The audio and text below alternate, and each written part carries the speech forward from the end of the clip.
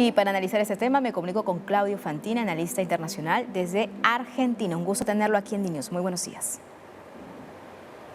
¿Qué tal? Un gusto saludarla, Carmen. Buen día. Igualmente, Claudio, nosotros aquí hemos venido informando el paso a paso, incluso pues de la llegada de la señora Nancy Pelosi a Taiwán y la reunión que tuvo con Tsai Ing-wen, lo que significó las declaraciones también por parte de Xi Jinping, el presidente de China, sobre pues para él lo que podría significar y sobre todo para China meterse Estados Unidos en asuntos internos del país gigante asiático. Incluso le dijo que no jugaran con fuego, pero al parecer no le ha caído muy bien a China pues el presupuesto militar que Estados Unidos ya tiene contemplado para Taiwán, ¿no? Son millones y millones de dólares y que de ese paquete pues Taiwán sería beneficiado. ¿Cuál es tu perspectiva en cuanto a esta tensión entre China y Taiwán? Bueno, yo creo que esta última ola de tensión generada por esta denuncia que hace casi desesperadamente Taiwán sobre las 71 incursiones aéreas en la llamada zona de defensa exclusiva y los buques militares que están navegando de manera amenazante en el estrecho de Taiwán, el que separa el continente de la isla, automáticamente se relacionó con el problemático viaje de Nancy Pelosi a Taipei y la escalada que generó en un primer momento. La mirada inmediata es que esta nueva tensión es parte de aquella escalada generada como respuesta al viaje de Nancy Pelosi. Mi opinión personal es que hay otra hipótesis a tener en cuenta. La hipótesis que voy a plantear tiene que ver no con el viaje de Nancy Pelosi, sino con la necesidad interna que se le generó al presidente Xi Jinping a partir de la inmensa ola de protestas que empezaron en Xinjiang, pero desembocaron en Shanghái, en Pekín, en Wuhan, en las principales ciudades chinas, contra las cuarentenas, contra la política de COVID-0, que hizo que por primera vez China y el mundo vieran a Xi Jinping dando marcha atrás. O sea, Xi Jinping tuvo que poner fin a la política de COVID-0, que incluía aislamiento de ciudades, confinamientos masivos, cuarentenas masivas, por una ola de protesta que lo enfrentó en las calles, justo en el año en el cual él había hecho una inmensa demostración de poder personal en el Congreso del Partido Comunista, cuando mostró que era prácticamente el dueño absoluto del Politburó, del Comité Central, y se hizo investir con poderes como solamente los ha tenido Mao Zedong en la República Popular China. Justo en el año en el que se convierte en un nuevo Mao, en una versión china de Luis XIV, bueno, las calles estallan de hartazgo contra su política de COVID-0 y dejan a la vista dos cosas. Una, que las vacunas chinas eran débiles o tenían un efecto tenue en comparación con la efectividad que tienen otras vacunas producidas en otros países del mundo. Pero Xi Jinping se negó a comprar masivamente vacunas en el mundo, se manejó solo con las vacunas chinas y las vacunas chinas están mostrando su poca efectividad. A eso hay que sumar que la campaña de vacunación que hizo Xi Jinping dejó a una franja muy grande de la población, para colmo, en situación de vulnerabilidad por una cuestión etaria, por una cuestión de edad, los dejó sin vacunar.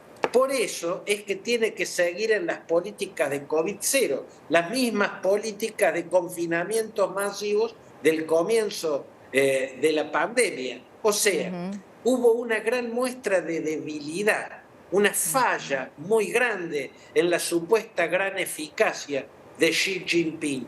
Por eso, al mostrarse débil frente a esas protestas masivas que lo hicieron dar marcha atrás y lo hicieron poner fin a la política de COVID-0, abro un paréntesis, que además era un ensayo de control total sobre la sociedad, cierro el paréntesis, bueno, está necesitando hacer otra gran demostración de fuerza. Por eso vuelve sobre Taiwán. Esta es mi hipótesis. Me parece muy Esta interesante, Claudio. presión militar sobre Taiwán no tiene que ver con Pelosi, sino que tiene que ver con la necesidad de Xi Jinping de recuperar poder después de que las protestas le torcieron el brazo. Por Sí, supuesto, Carmen, interesante esa perspectiva, porque hablando también con otros analistas, especialistas en Asia-Pacífico, pues creían, ¿no? O en todo caso basaban el argumento en la llegada de Nancy Pelosi, pero esa mirada en cuanto a la necesidad interna de querer controlar o tratar de una u otra forma, pues se le venía un gran problema a Xi Jinping con la COVID-19, entonces utilizar como epicentro, como escenario a Taiwán, como una excusa ideal para poder cambiar también un poco y manejar a la opinión pública o generar otro tipo de expectativa y trasladar pues ese pensamiento o esa necesidad a un tema más geopolítico. Pero Claudio, yo te pregunto algo, porque también hablando con taiwaneses, lo que muchos taiwaneses quieren, el statu quo. Es decir, que todo permanezca como tal. Esa es una parte, pues, parte de los argumentos que piensan muchos taiwaneses. Hay otra parte que no, que quieren la independencia y que también pues, se lo exigen a la presidenta Tsai Ing-wen. Pero lo cierto es que aquí también hay un componente económico, son los chips, ¿no? Son los chips que fabrica Taiwán y que también hay mucha oferta laboral, mucha fuerza laboral que va de los taiwaneses hacia China y así viceversa.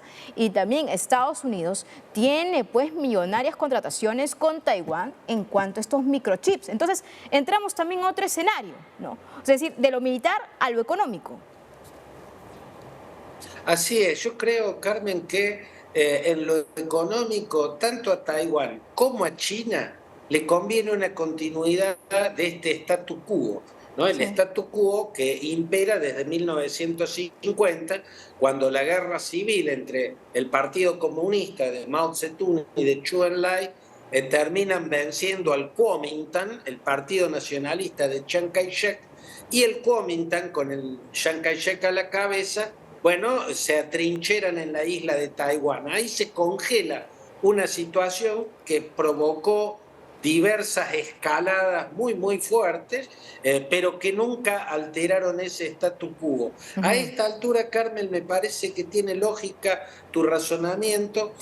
Yo creo personalmente que económicamente, tanto a Taiwán como a la República Popular China, le conviene que la situación siga como está. Pero por otro lado, Xi Jinping ha destrozado una posibilidad de reunificación a través del mutuo acuerdo, de una reunificación negociada, que es lo que está establecido desde los acuerdos entre Kissinger con Zhou Enlai, que desembocaron en el abrazo de Nixon con Mao Zedong. El acuerdo es que Estados Unidos dejaba de reconocer a Taiwán como China, ¿no? La China nacionalista, la llamaban y le daban un asiento en las Naciones Unidas. Pierde Taiwán esa consideración por parte de los Estados Unidos, pero Estados Unidos logra el compromiso chino, de la China de Mao Zedong, de nunca alterar el statu quo por la fuerza, ¿no? El mundo pasa a reconocer a Taiwán como una provincia china en rebeldía, pero esa situación no debía resolverse o alterarse por la fuerza y unilateralmente.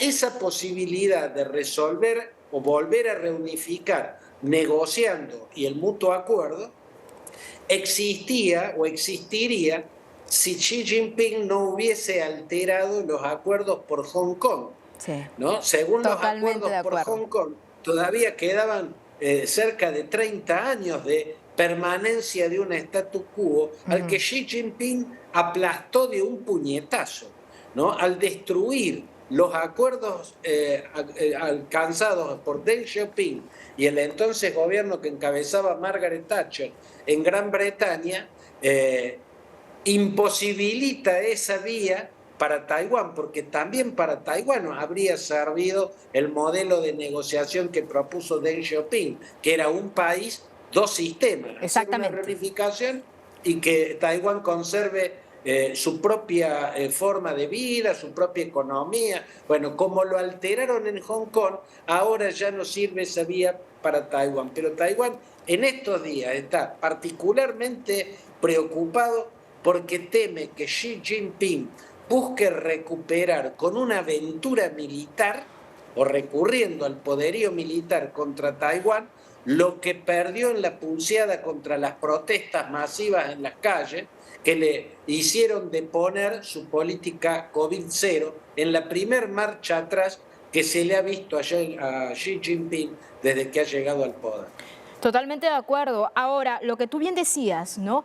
A ver, Claudio, se perdió una gran oportunidad. Dos países, pues el sistema que quería manejar China, que siempre Beijing ha dicho claramente es un asunto interno, pues Taiwán, el estrecho de Taiwán, la isla de Formosa, es una cuestión de China como tal. Pero en reiteradas ocasiones durante este 2022, haciendo un balance también del 2022, este conflicto, Joe Biden ha dicho en múltiples ocasiones que si atacan a la isla, atacan a Taiwán, pues Estados Unidos inmediatamente lo va a defender. Claro, eso no tiene un sustento y no tiene también un documento o un tratado o un pacto por escrito, si lo podemos decir de una forma. Pero ya hay una declaración del presidente estadounidense y ahora también teniendo en cuenta que a través de los años Estados Unidos le ha dado armas a Taiwán, pues sin lugar a dudas, aparte de que es un gran aliado, es el gran defendido por los Estados Unidos por el sitio estratégico que también tiene Taiwán. El sitio estratégico donde también Taiwán defiende los intereses de Estados Unidos, un punto de influencia más. Ahora, ¿qué se podría venir en el 2023? Porque definitivamente si ya tenemos a aviones o tenemos pues a buques o simplemente que no se está respetando esa frontera fantasma, ¿no? Que definitivamente es tácita entre ambos lugares, Taiwán y China, pues podría decir China tal vez en algún momento, bueno, esto es parte de nosotros, podemos ingresar, podemos llegar hasta donde nosotros queramos, podemos invadirlos, incluso llegar hasta el mismo Taipei. ¿No te parece eso una lógica, lo que podría significar también desde la perspectiva de Xi Jinping? Yo personalmente creo que Biden no cumpliría su promesa de una entrada directa en un conflicto si China atacara a Taiwán. Es como lo planteaste vos, Biden supuestamente, o sea, Biden dejó en claro que Estados Unidos se involucraría de manera directa. Yo creo que no, creo que Taiwán sería una segunda Ucrania, que Estados Unidos haría con Taiwán lo mismo que está haciendo con Ucrania, ¿no? Fortalecerla, convertirla en un aparato militar con capacidad de producir un gran desgaste a la parafernalia militar rusa. Bueno, en este caso convertir a Taiwán en un aparato militar capaz de resistir y de desgastar el aparato militar chino, pero no creo que entre en una confrontación directa. Además, una segunda Ucrania sería desbordante para la OTAN. Bastante le complica todo a la OTAN tener semejante frente en Europa como para que se le abra otro frente similar. Y Taiwán invadida por China sería un nuevo caso, una nueva Ucrania, o sea, un caso de una gigantesca preocupación, situación que también podría aprovechar Kim Jong-un para lanzarse en una aventura sobre Corea y sumarse a toda esta lógica, definitivamente. Claro, y hay que fijarse, Carmen, que Vučić, el presidente de Serbia, está militarizando las fronteras con Kosovo y ha recibido de China un armamento antiaéreo que no tenía Slobodan Milosevic cuando la OTAN, con el general Wesley Clark a la cabeza, le impusieron la derrota con los bombardeos lanzados desde el Adriático y la derrota que permitió a Kosovo independizarse de hecho. Bueno, si uno se fija en el mapa de este momento, ve que las posibilidades de expansión del conflicto pueden extenderse. En la misma Europa, si estalla una nueva guerra entre Serbia y Kosovo, si Vučić decide que Serbia vuelva a apropiarse de Kosovo, y la posibilidad latente de una anexión por la fuerza de China a la isla de Taiwán. Esto desbordaría totalmente a la OTAN y se le volvería todo inmanejable. Pero Claro en que sí, Claudio. principio, lo que haría Biden es hacer en Taiwán, en caso de que sea Una invadida por China, plataforma, lo sí. mismo que está haciendo con Ucrania, una Una segunda plataforma como Ucrania. Ucrania. Entiendo. Qué buen análisis, Claudio Fantini, analista internacional argentino. Un gusto tenerte y conversar contigo. Muy buenos días.